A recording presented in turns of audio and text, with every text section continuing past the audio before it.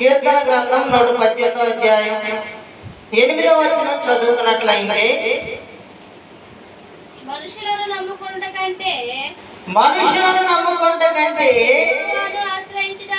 యెహోవాను ఆశ్రయించుట మేలు. రాజులను నమ్ముకొనుట కంటే యెహోవాను ఆశ్రయించుట మేలు. చాలండి.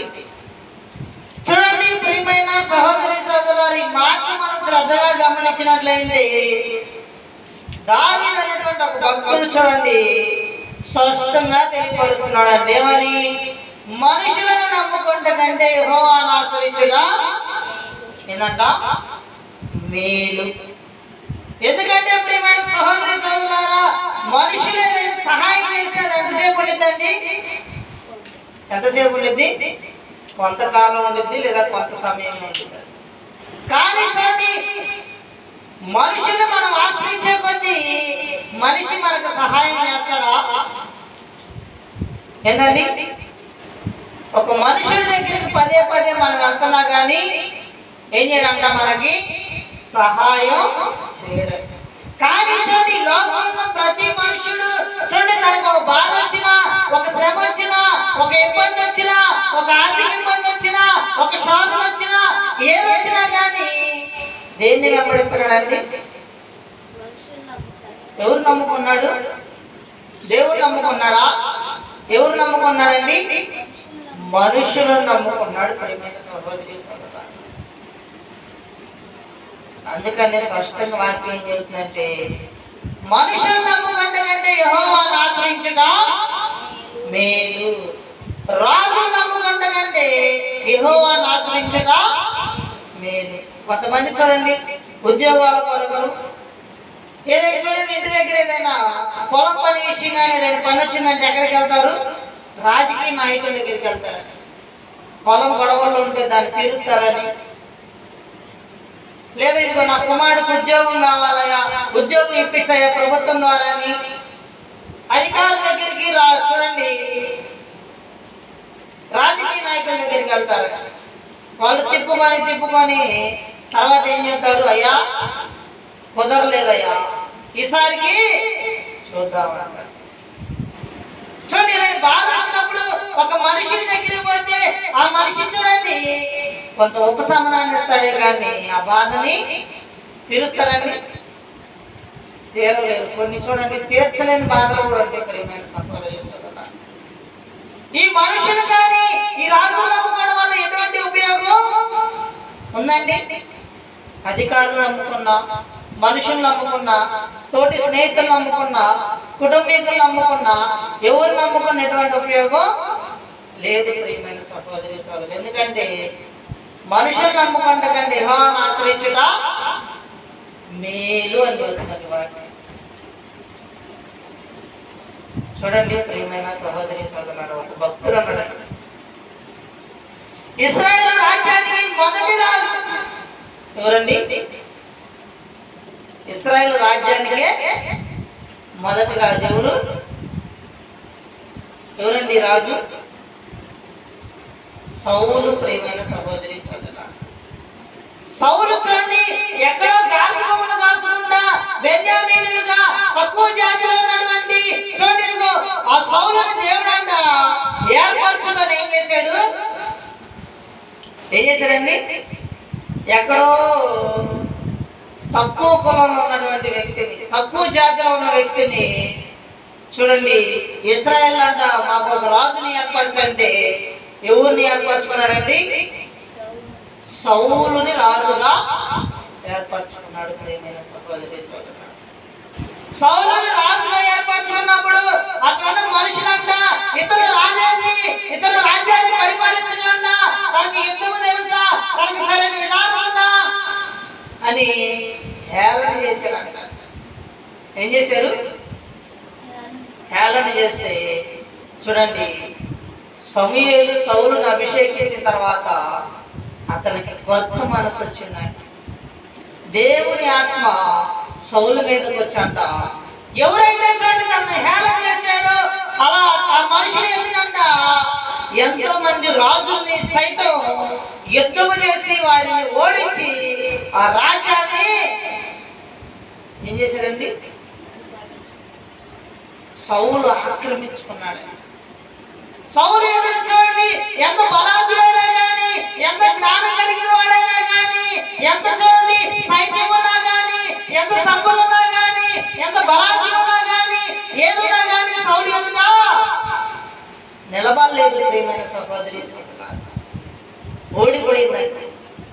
అలాంటి బలాన్ని దేవుడు ఎవరికి ఇచ్చాడంట? సౌలుకి ఇచ్చాడు. ప్రియమైన సహోదరి సహోదరు, సౌలు అంట ఆజానుబాహుడు అంట.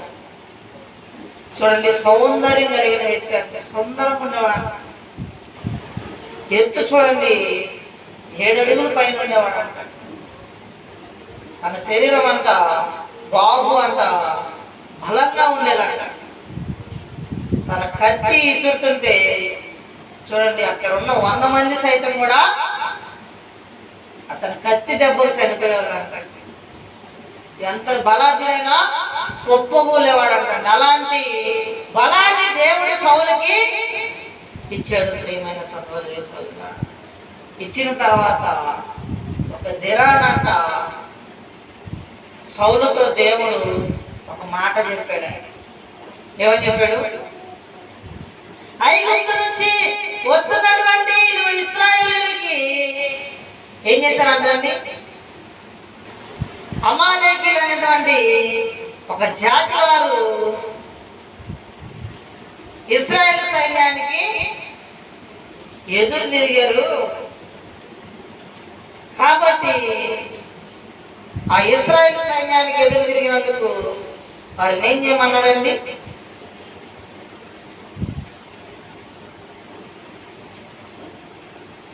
ఇశ్రాయేలు రాజుగా నిన్ను అభిషేకించి పంపించాం కాబట్టి, అయ్యా ఇదిగో అమాలేకీయుల్ని ఇశ్రాయేలు చేసేది జ్ఞాపకం చేసుకొని వారికి విరోధంగా చూడండి వారి మార్గంలో వెళ్ళిపోయి అమాలేకీయులు చూడండి కనికరింపగా వారందరినీ హతము చేయమని చెప్పాడండి. పురుషులేమి, స్త్రీలేమి, బాలులేమి, పసిపిల్లలేమి, ఎద్దులేమి, గొర్రెలేమి, ఒట్టెలేమి, గాడిదలేమి సమస్తాన్ని హతము చేయమని చెప్పాడండి.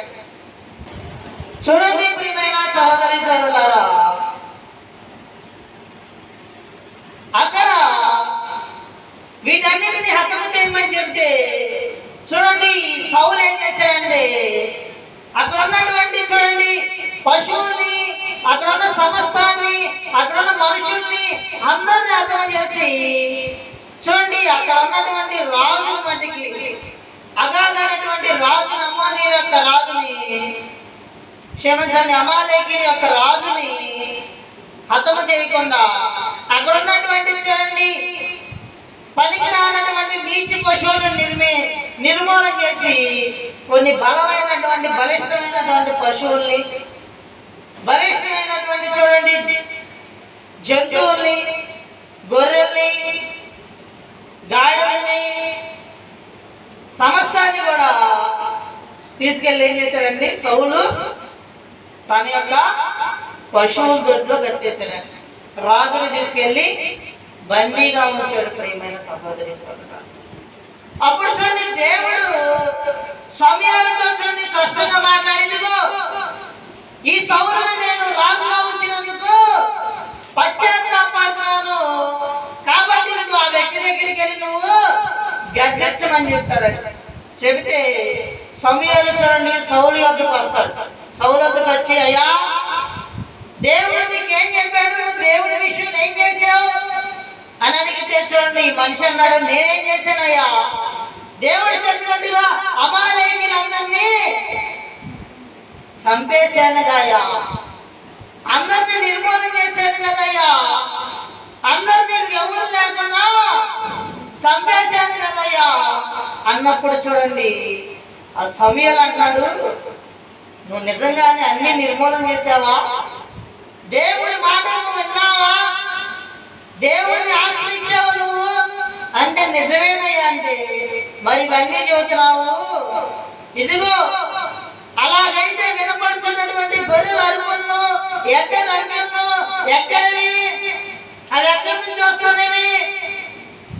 నీ పశువులు గడ్డి నుంచి కాదా అని అడుగుతాడు ప్రియమైన సహోదరి సోదరులారా. అడిగినప్పుడు సౌలు ఏం చేశాడండి? తల దించుకున్నాడు. చూడండి, ఇదిగో దేవుడి విషయంలో పశ్చాత్తాపం కలిగి ఉన్నాడంటే, సౌలు రాజుగా వచ్చినందుకు దేవుడు బాధపడుతున్నాడంటే అర్థమైంది. అక్కడేం జరిగిందండి? అక్కడేం జరిగింది? మొదటి సమయాల గ్రంథం 15వ అధ్యాయం 24వ వచనం చదువుకున్నట్లయితే, సౌలు జనులకు జడిసి వారి మాట వినినందున నేను యెహోవా ఆజ్ఞను నీ మాటలను మీరి పాపము తెచ్చుకొంటిని. చూడండి ఏం చేశాను నేను? దేవుడు స్పష్టంగా, అయ్యా ఇదిగో అమాలేకీయులు దేవుని యొక్క ప్రజలైనటువంటి ఇశ్రాయేలు ప్రజలకు ఎంత బాధ కలిగించారు కాబట్టి వారి మీద యుద్ధానికి వెళ్ళి వారందరినీ నువ్వు ఏం చేయమన్నాడండి? నిర్మూలన చేయయా. వారిలో పశువులు కానీ మనుషులు కానీ రాజు సైతం కూడా అందరినీ చంపివేయని అయితే ఈ సౌలు ఎవరు మాట్లాడాడంటండి? సౌలు జనులకు జడిసి వారి మాట వినినందున.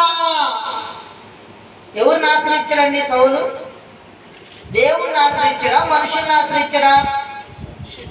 చూడండి, దేవుణ్ణి ఆశ్రయించినంత కాలం రాజ్యం ఉంది, రాజుగా ఉన్నాడు. ఎక్కడో చూడండి, దేనికి పనికిరాని వాడిని ఒక దేశానికి రాజుని చేశాడండి దేవుడు. మరి ఎవరు మాట వినాలి? ఒక బాధ వచ్చినా, ఒక శ్రమ వచ్చినా, ఒక ఇబ్బంది వచ్చినా ఎవరిని వేడుకోవాలి? ఎవరిని ఆశ్రయించాలండి? దేవుణ్ణి ఆశ్రయించాలి ప్రియమైన సహోదరి సోదరులారా. కానీ ఈ వ్యక్తి ఎవరిని ఆశ్రయించారంట? మనుషులనండి, జనాన్ని ఆశ్రయించి జనం ఏం చెప్పారంటే, రాజా నువ్వు ఇదిగో అమాలేకీయులు నిర్మూలన చేయొద్దు, అమాలేకీయులు ఇదిగో మంచి పశువుల్ని రాజును తీసుకొని ఒక దినాన దేవుడి సన్నిధిలో బలి అర్పించామనుకో, దేవుడిగా ఆ కోవినటువంటి మాంసం బట్టి నిన్ను ఇంకా హెచ్చిస్తాడయ్యా అనగానే దేనికి ఆశపడ్డాడండి? ఈ పశువులన్నింటినీ తీసుకెళ్లి వదిద్దామని ఆశపడ్డాడు. బలిగా అర్పిస్తే దేవుడు సంతోషిస్తాడేమని అనుకున్నాడు ప్రియమైన సహోదరి సోదరులారా. దేవుడి మాట ఏం చెబుతుందండి? ఏంటండి? దేవుడి దృష్టికి కీడు చేశాడండి. దేవుడి వాక్యం ఏం చెబుతుందంటే, బలు అర్పించడం కంటే ఆజ్ఞ గైకొంటా ఏందండి? మాట ఎంతో శ్రేష్టమండి. కొవ్వినటువంటి వాటిని అర్పించడం కంటే దేవుని యొక్క మాట ఏంటో శ్రేష్టమైన సహోదరి సోదరులారా. ఈ సౌలు చూడండి, దేవుడి మాట విడిచిపెట్టాడు, దేవుడిని ఆశ్రయించడం మానేశాడు, ప్రజలను ఆశ్రయించాడు.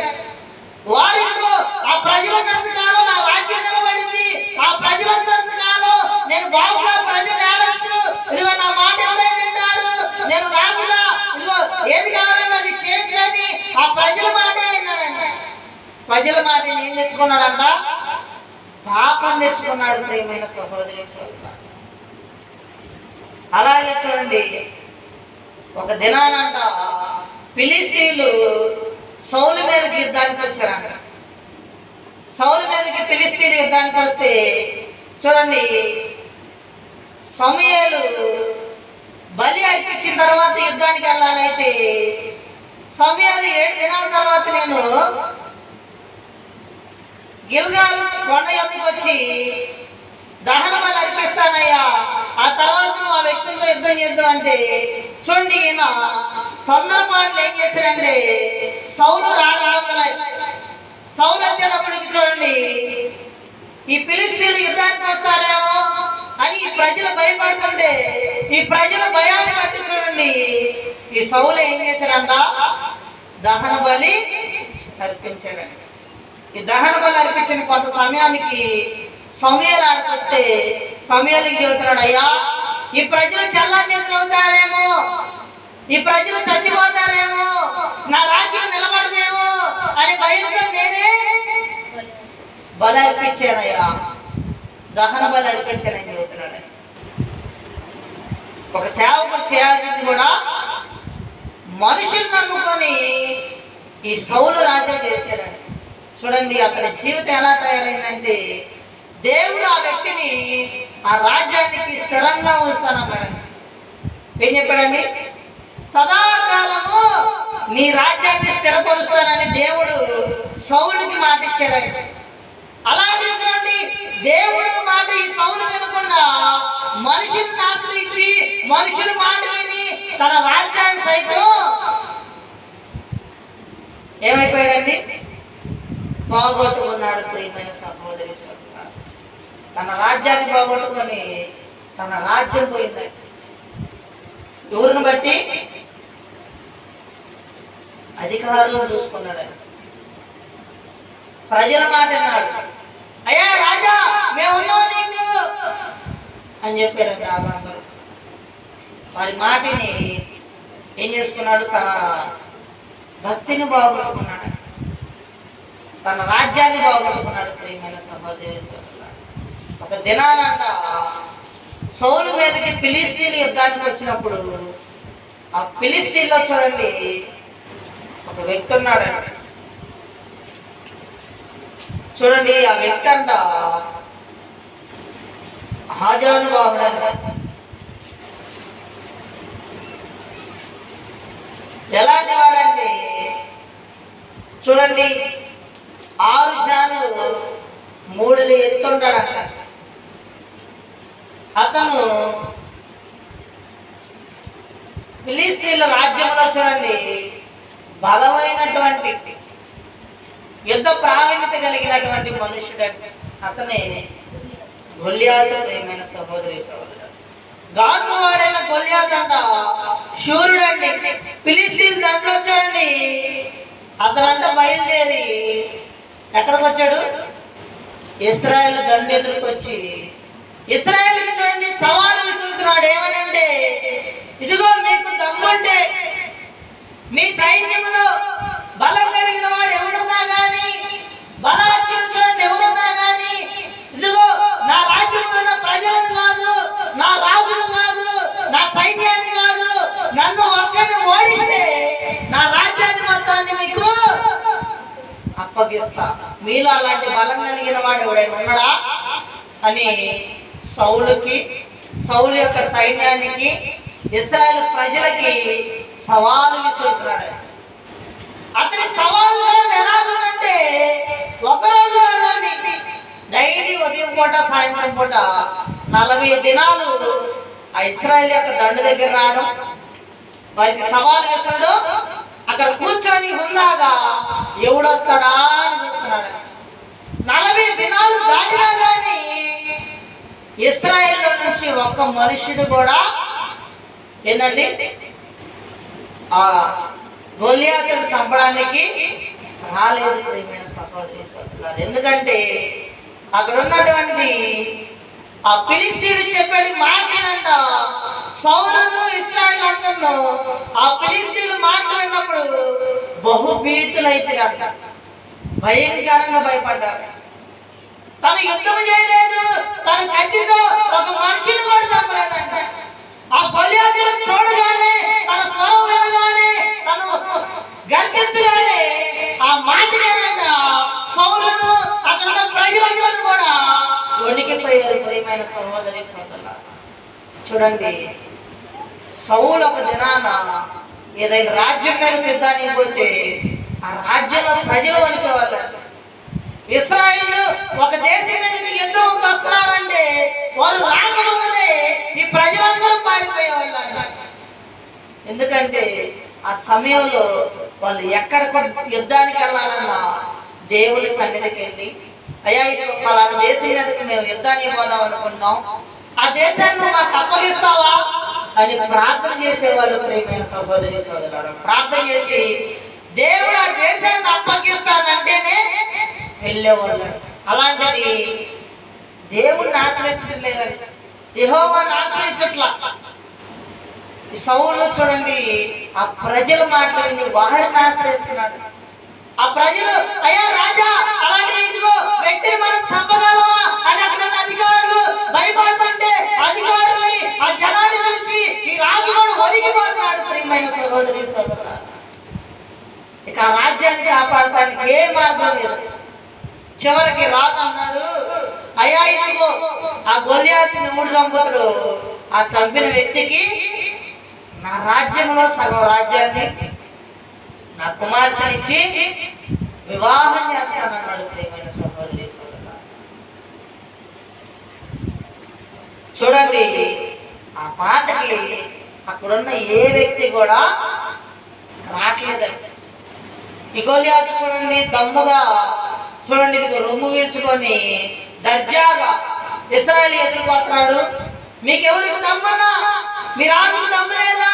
ఇదిగో మీ దేవుడు అంటే ఇదిగో ప్రజలు వణుకుతున్నారు, మరి అలాంటి దేవుడి పేరు చెప్పుకున్నారు, మరి మీ దేవుడికి దమ్ము లేదా అని చూడండి దేవుడిని కూడా దూషిస్తున్నాడు.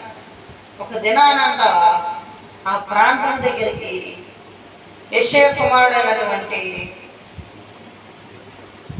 దావీదు వచ్చాడు.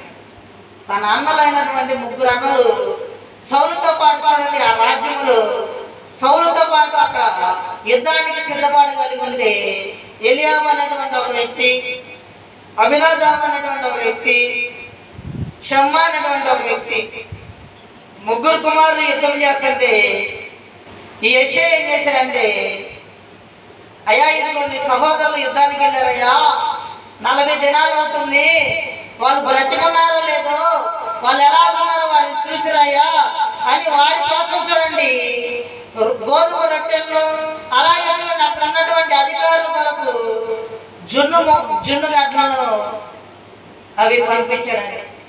దావీదు చేత పంపిస్తే దావీదు చూడండి గొర్రెలు కాల్చుకునే వ్యక్తి. ఎవరండి వ్యక్తి? గొర్రెలు కాల్చుకునే వ్యక్తి. అయితే ఈ దావీదు ఏం చేస్తున్నాడంటే తన గొర్రెల్ని అక్కడున్న ఒక మనిషికి అప్పగించి తన అన్నల దగ్గరికి ప్రయాణం వెళ్ళాడు. తన అన్నల దగ్గరికి ప్రయాణం వెళ్ళి తన అన్నలకు చూడండి ఆ రొట్టెలు ఇచ్చి అక్కడున్న అధికారులు చూడండి జున్ను గడ్డలు ఇచ్చి అక్కడ వారందరిని పరామర్శిస్తుంటే ఆ సమయానికి చూడండి గొల్యాతు ఎంటర్ అయ్యాడు. గొల్యాతు వచ్చి సౌలు రాజుని ఇశ్రాయేలు ప్రజల్ని యెహోవా దేవుణ్ణి దూషిస్తున్నాడండి. నేను 40 దినాల నుంచి వచ్చాను, ఒకరోజు కూడా మీలో ఎవరికి పౌరుషం లేదా? మీలో నాతో యుద్ధం చేసే మగవాడే లేడా? మరి ఇదిగో నా దేవుడు సర్వశక్తి మంతుడు, అధ్యక్షుడు ఇచ్చేసాడు అన్నారు కదా, మరి ఏమైంది? మీ శక్తి ఏమైంది? మీ బలం ఏమైంది? మీ ధైర్యం ఏమైంది? మీరు నన్ను ఓడించలేరని చెప్పి సవాలు విసురుతున్నాడు. ప్రియమైన సహోదరి సోదరులారా, అప్పుడు చూడండి దావీదు ఆ మాటలనగానే తనకి కోపం వచ్చిందండి. నా దేవుడిని ఈ వ్యక్తి దూషిస్తున్నాడు, అసలు నా దేవుడు ఎలాంటి వాడు అనుకున్నాడు ఈ వ్యక్తి అని చెప్పి ఆ చుట్టూ ఉన్న ప్రజలతో అసలు ఏం జరిగిందని అడిగితయ్యా ఇదిగో ఈ ఫిలిష్తీయులు ఉన్నటువంటి గొల్యాతు 40 దినాల నుంచి మన రాజ్యం మీదకి వస్తున్నాడు, నన్ను ఎవడు చంపుతాడు, వాడికి నా రాజ్యాన్ని ఇస్తానని చెబుతున్నాడు, మన దేవుడిని దూషిస్తున్నాడయ్యా, మన రాజ్యము ఎవరు చంపుతారా అని ప్రతి ఒక్క మనుషునికి తన రాజ్యాన్ని ఇస్తానని ప్రకటన చేశాడయ్యా అంటే చూడండి దావీదు ఆ మాటలకి ఆ ప్రజలతో అన్నాడు, ఈ సున్నతి లేనటువంటి ఈ ఫిలిష్తీయుడు మన దేవుడిని దూషించడం ఏంది? నాకు కానీ సమయం ఉంటే నేను ఒక్క వేటిగా ఆ వ్యక్తిని చంపేస్తానన్నాడు. అప్పుడు ఈ మాటలు చూడండి తన అన్నయ్యని ఏమన్నాడంటే ఎలియాబు ఆ వ్యక్తి మీద కోపపడి, ఇదిగో నువ్వు ఎందుకు ఇక్కడికి వచ్చావు? నీ చిన్న గొర్రెల మంది ఏమైపోయింది? నువ్వు పోయి గొర్రెలు కాసుకో, యుద్ధం చేయడానికి వచ్చావు నువ్వు. ఇదిగో మేమే బలం కలిగినటువంటి మేమే యుద్ధం చేయలేకపోతున్నాము, ఆ వ్యక్తిని ఎదిరించలేకపోతున్నాము, నువ్వు ఎదిరిస్తావా అని గర్దించాడు. అప్పుడు దావీదు అన్నాడు, అయ్యా నేను మాట పలిగాను కానీ యుద్ధానికి వెళ్ళలేదు అయ్యా. ఎందుకంటే చూడండి దావీదు అంట తనకున్నటువంటి వ్యక్తులందరిలో చిన్నవాడండి. ఏంటండి 4 అడుగులు ఎత్తుంటాడండి దాన్ని. చూస్తానికి మట్టికి అందంగా సౌందర్యంగా ఉన్నాడు కానీ చిన్న బాలుడే. ఆ గొలియాతు చూస్తేనేమో చూడండి ఇదిగో 6 అడుగుల పైన ఎత్తుంది. చూడండి ఇదిగో ఏ వ్యక్తినైనా ఇదిగో చూస్తేనే ఇదిగో అతను చూడగానే గుండె ఆగిపోయినట్టున్నాడండి ఆ వ్యక్తి. ఈ వ్యక్తి మనకి చిన్నవాడు ఉన్నాడు కాబట్టి అన్న గద్దిస్తే చూడండి మరలా ఈ వ్యక్తి వేరొక వ్యక్తులు ఉంటే వారిని కూడా అసలు ఏందయ్యే పరిస్థితి అంటే ఎట్టెట్టు అయిందయ్యా అనగానే ఆ వ్యక్తిని నేను చంపుతాననగానే ఉన్నటువంటి నలుగురు మనుషులు కలిసి ఆ మాటలు సౌలు యొద్దకు చేర్చాడు. సౌలు యొద్దకు చేర్చే సౌలు ఈ దావీదుని పిలిచాడు. ప్రియమైన సహోదరి దావీదుని పిలిచయ్యా, ఆ గొల్లియాతు బలం కలిగిన వాడయ్యా, నువ్వేమో బాలుడు ఉన్నావు. అతను బాల్య వయసు నుంచే యుద్ధంలో ప్రావీణ్యత కలిగిన వాడయ్యా, కత్తి సాగు చేస్తాడు, అనేకమైనటువంటి యుద్ధ విద్యలు వచ్చాయి ఆయనకి.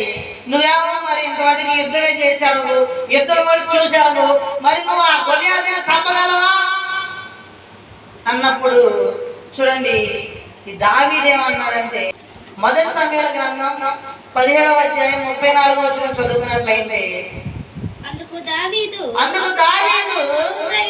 సౌలుతో ఇట్లా నేను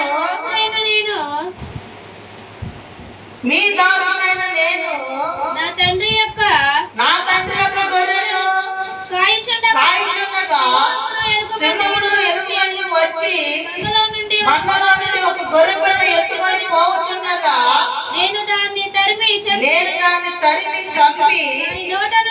దాని నోటి నుండి ఆ గొర్రెను విడిపించి తిని అది నా మీదకి రాగా దాని గడ్డము పట్టుకొని దానిని కొట్టి చంపి తిని మీ దాసుడైన నేను ఆ సింహమును ఎలుగుబంటిని చంపి తిని జీవముగల దేవుని సైన్యమును తిరస్కరించిన ఈ సున్నతి లేని ఫిలిష్తీయుడు వాటిలో ఒకదాని వల్లే అగుననియు సింహము యొక్క బలము నుండి ఎలుగుబంటి యొక్క బలము నుండి నన్ను రక్షించిన యెహోవా ఈ ఫిలిష్తీయుని చేతుల నుండి కూడాను నన్ను విడిపించినని చెప్పెను. అందుకు సౌలు యెహోవా నీకు తోడుగా నుండును గాక అని దావీదుతో అనెను. చూడండి అయ్యా దావీదు, మరి దేవుడు మనకు తోడున్నాడు అన్నాడా? ఏమన్నాడండి దావీదు? అయ్యా నేను ఇదిగో బాల్య వయసులో ఉన్నప్పుడు గొర్రెలు కాస్తున్న సమయంలో రాత్రి వేళలో సింహం ఎలుగుబంటూ గొర్రెలు చంపడానికి వచ్చినాయ్యా. ఒక గొర్రె పిల్లను పట్టుకొని వెళ్తున్నటువంటి సమయంలో నేను ఆ గొర్రెను పట్టుకెళ్తున్నటువంటి సింహాన్ని ఎలుగుబంటిని వాటి గడ్డం పట్టుకొని వాటిని కొట్టి చంపానయ్యా. నేను బాలు కాకపడుతున్నానే కానీ దేవుడు నాకు బలాన్ని ఇచ్చాడు, శక్తినిచ్చాడు, తోడుగా ఉన్నాడయ్యా అని చెప్పాడండి. అలాంటిది ఈ సున్నతి లేని ఫిలిష్తీయుని చంపలేనా? దేవుడు నాకు తోడున్నాడా? అప్పటిదాకా చూడండి ఆ ప్రజలు ఎవరు కూడా దేవుడు మనకు తోడుంటాడని మాట కూడా రాలేదు. రాజ్యాము ఎవరు వచ్చి ఆ ఫిలిష్తీయుల్లో ఉన్నటువంటి ఆ గొలియాతుని చంపుతున్నా వాడికి రాజ్యాన్ని ఇద్దాం, ఆ బట్టలేమో ఇదిగో ఇతను ఎవరు చంపుతారా అని ఆలోచిస్తున్నారే కానీ ఇతని కంటే బలాఢ్యుల్ని మేము చంపేమే, ఆ సమయంలో దేవుడు మాకు తోడుకుండానే అని ఆలోచించారండి. లేరు. ప్రియమైన సహోదరి సోదరులారా, సౌలు దావీదు మీద ఆధారపడుతున్నాడండి, ఒక మనుషుడి మీద ఆధారపడుతున్నాడు. ఆ సైన్యం మొత్తం ఒక మనుషుడి మీద ఆధారపడుతుంటే ఆ దావీదు ఒక్కడ ఎవరి మీద ఆధారపడుతున్నాడు? ఈ సౌలేమో దావీదుని ఆశ్రయిస్తే దావీదేమో యెహోవాను ఆశ్రయించి అయ్యా మరి ఇదిగో ఆ గొల్లియాతుని నేను చంపడానికి బయలుదేరుతున్నాను, మరి యుద్ధానికి వెళ్ళమంటావు అంటే అయ్యా మరి ఇదిగో నువ్వు యుద్ధానికి వెళ్తున్నావు, ఆ యొక్క ఇదిగో గొల్లియాతుకి యుద్ధ కవచం ఉండింది, కత్తి ఉండింది, తన బాగు కూర్చోండి, ఇదిగో ఏది ఇదిగో దాలు కానీ ఏది గుచ్చుకోకుండా కవచాలు ఉండి నువ్వు కూడా ఇదిగో యుద్ధ కవచాలను వేసుకొని వెళ్ళయ్యని చెప్పి కిరీటం అన్న పెడితే సౌలేమో ఎత్తుకున్నాడు, దావీదుగా పొట్టుకున్నాడు. కాబట్టి ఆ సౌలు యొక్క యుద్ధ సామాగ్రి అంటారు దావీదుకి వాడుకలేదు. కత్తి పట్టుకుంటే ఆ వస్త్రాలు వేసుకుంటే అవి లూజుకుంది. వాటితో యుద్ధం చేయలేకపోతున్నానయ్యా, నేను యుద్ధానికి అలా పోను కానీ వాటన్నిటి నువ్వే ఉంచు కానీ తను గొర్రెలు కాసినటువంటి కర్ర తీసుకొని ఎక్కడికి వెళ్ళాడండి? ఒక లోయ యొద్దకు వెళ్ళాడండి. ఒక లోయ యొద్దకు వెళ్ళి ప్రార్థన చేశాడండి. అయ్యా, ఈ గొలియాతుని చంపడానికి నేను వెళ్తున్నాను, ఆ వ్యక్తి నిన్ను దూషించాడు, నీ నామాన్ని అవమానించాడు, కాబట్టి ఆ వ్యక్తి నాకు అప్పగిస్తావా అని ప్రార్థన చేసి అక్కడి నుంచి చూడండి 5 నున్నన రాళ్ళు తీసుకొని ఎక్కడికి వెళ్ళాడు? గొలియాతు యొద్దకు వెళ్ళాడు. ప్రియమైన సహోదరి గొలియాతు యొద్దకు వెళ్ళి చూడండి, గొలియాతు యొద్దకు వెళ్ళగానే యుద్ధం చేయడానికి ఆ గొలియాతు యొద్ద ఆ కర్ర పట్టుకొని నుంచుంటే ఆ గొలియాతు అన్నాడు, నేనేమైనా కుక్కను అనుకున్నావా అని తన దేవత పేరట అంట దావీదుని చెప్పిస్తున్నాడు అంట. ఇంకేమన్నాడంటే, ఇదిగో నీ మాంసముని ఆకాశ పక్షులకి భూమృగములకి ఇచ్చివేస్తానని ఫిలిష్తీయులు చూడండి దావీదుతో అన్నాడు. అప్పుడు దావీదు అన్నాడు, అయ్యా, ఇదిగో నువ్వు కత్తితో ఈటితో బల్లెము ధరించుకొని నా మీద యుద్ధానికి వచ్చావు, కానీ నువ్వు తిరస్కరించినటువంటి ఇశ్రాయేలు సైన్యముకు అధిపతి యెహోవా పేరట నేను నీ మీదకి వస్తున్నానయ్యా. నాకు కత్తి అవసరం లేదు, నాకు డాల్ అవసరం లేదు, నాకు ఈట అవసరం లేదు, నాకు ఎవరు అవసరం లేదయ్యా. ఇదిగో ఈ దినాన ఫిలిష్తీయుల యొక్క కబేరములు ఆకాశ పక్షులకి భూజంతువులకి ఇచ్చివైపోతే నా దేవుడు సర్వశక్తిమంతుడు కాదయ్యా అని చెప్పి చూడండి దేవుడి పేరట అంట ఏం చేశాడండి ఆయన? తన సంచిలో నుంచి అంట చూడండి వడిసెలో ఒకటి తీసి ఆ వడిసెలో చూడండి రాయి ఒకటి పెట్టి ఏం చేశాడండి? దాన్ని తిప్పి గొలియాతు మీదకి వేస్తాంట. గొలియాతు నుదుటి మీద ఆ రాయి తగిలి అతను కింద పడిపోయాడు. చూడండి 40 దినాల పాటు ఏ ప్రజలు ఏం చేయలేకపోయారండి? గొలియాతు రాజు ఏం చేయలేకపోయాడు, అధికారులు ఏం చేయలేకపోయారు, సైన్యంలో ఉన్న మనుషులు ఏం చేయలేకపోయారు, యుద్ధ ప్రావీణ్యం కలిగినటువంటి సైన్యం ఏమి చేయలేకపోయింది. ఒక్క దినాన దేవుడి దగ్గరికి వెళ్ళి దేవుడి మాట పట్టుకొని చూడండి దావీదు ఈ గొలియాతు యొద్దకు వచ్చి యుద్ధము యెహోవాదే అన్నాడండి. ఏం చెప్పాడండి? అయ్యా, యుద్ధము చేసేది నేను కాదు, యుద్ధము చేసేది యెహోవా అని చెప్పి దేవుడి పేరట చూడండి ఆ ఒడిసిలో రాయి పెట్టి ఆ రాయితో చూడండి గొలియాతుని కొడితే ఆ గొలియాతు కింద పడిపోయాడు. కింద పడిపోతే ప్రియమైన సహోదరి సోదరులారా ఆ గొలియాతు వరలో నుంచి కత్తి తీసి ఆ గొలియాతు యొక్క తల నరికేశాడండి దావీదు. నరికేం చేశాడండి? చూడండి మొదటి సమయాల గ్రంథం 17వ అధ్యాయం 54వ వచనం చదువుకున్నట్లయితే, అయితే దావీదు ఆ ఫిలిష్తీయుని ఆయుధములను తన డేరాలో ఉంచుకొని అతని తలను తీసుకొని యెరూషలేమునకు వచ్చెను. ఏం చేశారండి? చాలా మంది చూడండి మనుషుల్ని ఆశ్రయిస్తారు. ఈ సౌలు వాడు చూడండి ఆ మనుషుల మాట అన్నాడు, మనుషుల మాటని రాజ్యాన్ని పోగొట్టుకున్నాడు. అక్కడున్న అధికారుల మాటని దేవుడితో మాట్లాడాలని వాడు పోగొట్టుకున్నాడు. ప్రియమైన సహోదరు, వాళ్ళు సహాయం చేస్తారేమో, వీళ్ళు సహాయం చేస్తారేమో, వాళ్ళెత్తి పూట గడిచిద్ది, వీళ్ళెత్తి పూట గడిచిద్ది, ఇదిగో నా అప్పదు ఆ వ్యక్తి తీరుస్తాడేమో, నాకున్న బలహీనత ఇదిగో ఈ వైద్యుడు తీరుస్తాడేమో అని చూడండి మనుషుల్నే నమ్ముకుంటారు. కొంతమంది చూడండి మరణకరమైన వ్యాధి వచ్చినప్పుడు హాస్పిటల్కి వెళ్తే హాస్పిటల్లో డాక్టర్లు కూడా ఏమంటారంట, అయ్యా ఇది మా చేత కాదయ్యా, ఇదిగో ఎన్ని లక్షలైనా ఇస్తానయ్యా, ఈ వ్యక్తిని బతికించయ్యా అయ్యా అని చెప్పి ఇదిగో డబ్బులు కూడా డాక్టర్లకు ఇచ్చినా కానీ డాక్టర్లు ఏమంటారంట, అయ్యా ఇతన్ని బతికించలేము మేము, ఇప్పటికైనా కానీ మీరు దేవుణ్ణి వేడుకోండి అయ్యా, దేవుడి చిత్తం అయితే ఆ వ్యక్తి బ్రతుకుతాడు, మాకు వచ్చిన వారికి మేము చేస్తామంటారు. చూడండి, చాలా మంది దేవుణ్ణి ఆశ్రయించారు, మనుషుల్ని ఆశ్రయిస్తారు. డబ్బు ఉందను, అధికారం ఉందను, బలం ఉందను, బంధం ఉందను మనుషుల్ని ఆశ్రయిస్తారు. ప్రియమైన సహోదరి సహోదరులారా, వాళ్ళే సహాయం చేస్తారు, వీళ్ళది సహాయం చేస్తారని. ఈ సౌలు కూడా చూడండి, ఆ ప్రజలు చూసుకొని ఈ ప్రజలు ఉన్నంత కాదు నా రాజ్యం నిలబడిందిలే అనుకొని చూడండి వారిని ఆశ్రయించాడు. కానీ ఏది అయితే చూడండి, గొలియాతుని దావీదు చంపి తన తల తీసుకొని యెరూషలేము వస్తాడు. అప్పుడు చూడండి అక్కడ ఉన్న ప్రజలు అన్నారు, ఏమన్నారండి, సౌలుకి 1000 కొలదియు దావీదుకి 10,000 కొలదియు స్తుతులు చెప్పారట.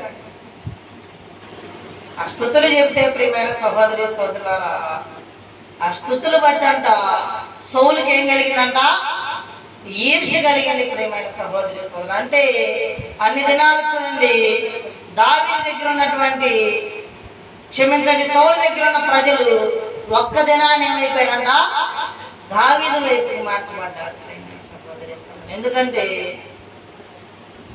మనం మనుషులు నమ్ముకోకూడదంట. కొంతమంది రాజకీయ నాయకులు ఏం చేస్తారంటే మనుషులు నమ్ముకుంటారు. ఇక వీళ్ళు నాకు ఓటేస్తే నేను గెలుస్తారనుకుంటే చూడండి వారే మోసం చేసి ఎదుటి వ్యక్తి ఓటేస్తే ఈ మనుషులు ఏమైపోతారు. చూడండి, ఆ రాజకీయ నాయకుడు ఓడిపోతాడు, ఆ మనుషులు చక్కగా తన ప్రవర్తనని మార్చుకుంటారు. ప్రియమైన సహోదరి సోదరు, కాబట్టి మనుషులను ఆశ్రయించడం కంటే యెహోవాను ఆశ్రయించుట మేలని వాక్యం చెప్తున్నాడు. రాజును నమ్ముకుంట కంటే యెహోవాను నమ్ముకుంట మేలు. ప్రియమైన సహోదరి సోదరులారా, సౌలు మనుషులు నమ్ముకున్నాడు, చివరికి సోదిగాళ్ళని కూడా నమ్ముకున్నాడు. కర్ణపితారు చెప్పే వాళ్ళు నమ్ముకున్నాడు, సోదిగాళ్ళు నమ్ముకున్నాడు, మనుషులు నమ్ముకున్నాడు. ప్రియమైన సహోదరి సోదరులారా, కానీ దావీదు మటుకి దేవుడిని నమ్ముకున్నాడు. దావీదు చూడండి, ఇదిగో బాల్య వయసు నుంచి తన గొర్రెలు కాసినా కానీ ఇదిగో తను ఇదిగో ఆ గొలియాతు మీద యుద్ధానికి పోయే సమయంలో కూడా నేను కాదా యుద్ధం చేసేది, యెహోవానే యుద్ధం చేస్తాడు అన్నాడు. మరి నువ్వు అలాగా దేవుణ్ణి నమ్ముకున్నావా? దేవుడిని ఆశ్రయిస్తున్నావా? దేవుడి సన్నిధికి వచ్చి నీకున్న బాధ చెప్పుకున్నావా? నీకున్న శోధన చెప్పుకున్నావా? నీకున్న శ్రమ గురించి దేవుడికి మొరపెడుతున్నావా? ఇదిగో ఆ మనిషి సహాయం చేస్తాడు, ఈ మనిషి సహాయం చేస్తాడని వారి మీద ఆధారపడుతున్నావా? అసాధ్యమైనది కూడా సాధ్యం చేసే శక్తి దేవుడికి ఉన్న. ప్రియమైన సహోదరి సహోదరి, యెహోవాకు ఉంది. కాబట్టి నువ్వెవరిని ఆశ్రయించాలి? మనుషులు నమ్ముకుంట కంటే యెహోవాను ఆశ్రయించుట మేలు. ప్రియమైన సహోదరి సహోదరి, వాక్యాన్ని బట్టి ఎప్పటికైనా నువ్వు ఇంకా నీ ధనాన్ని చూసుకొని గర్విస్తున్నావేమో, నీ చుట్టూ ఉన్న బలగాన్ని చూసుకొని గర్విస్తున్నావేమో, ఏది చేసినా ఉపయోగం లేదండి. ప్రాణం కూడా ఆయన వశంలో ఉంది. ప్రియమైన సహోదరి సహోదరి, కాబట్టి నువ్వు యెహోవాను ఆశ్రయించడం నీకు మేలు కలిగింది. కాబట్టి ఇన్ని దినాలు నువ్వు మారు మనసు పొందకుండా, దేవుడు నమ్ముకోకుండా, దేవుడు ఆశ్రయించకుండా జీవించినట్లయితే ఈ మధ్యాహ్న కాల సమయంలో దేవుడిని ఆశ్రయించే ప్రియమైన సహోదరి సహోదరులారా, ఆయన నమ్ముకున్నట్లయితే ఆయన నీకున్న సమస్త బాధ నుంచి, సమస్త వ్యాధి నుంచి, సమస్త శోధ నుంచి, సమస్త చెడు నుంచి కూడా నిన్ను విడిపిస్తాడు. కాబట్టి మనుషులు నమ్ముకోకుండా యెహోవాను ఆశ్రయిస్తే నీ జీవితం ఫలభరితంగా ఉండేది. కాబట్టి ఆశీర్వాదకరంగా ఉండేది. కాబట్టి అటు జీవితాన్ని పొందాలంటే మనుషుని విడిచిపెట్టి దేవుని నమ్ముకొని దేవుని యొక్క సన్నిధిలో జీవించాలని మనసారా కోరుకుంటూ ఈ చిన్ని మాటలు దేవుడు తన వెనుకల్లో జ్ఞాపకం చేసుకోండి కాక. ప్రతి ఒక్కరికి వందనాలండి.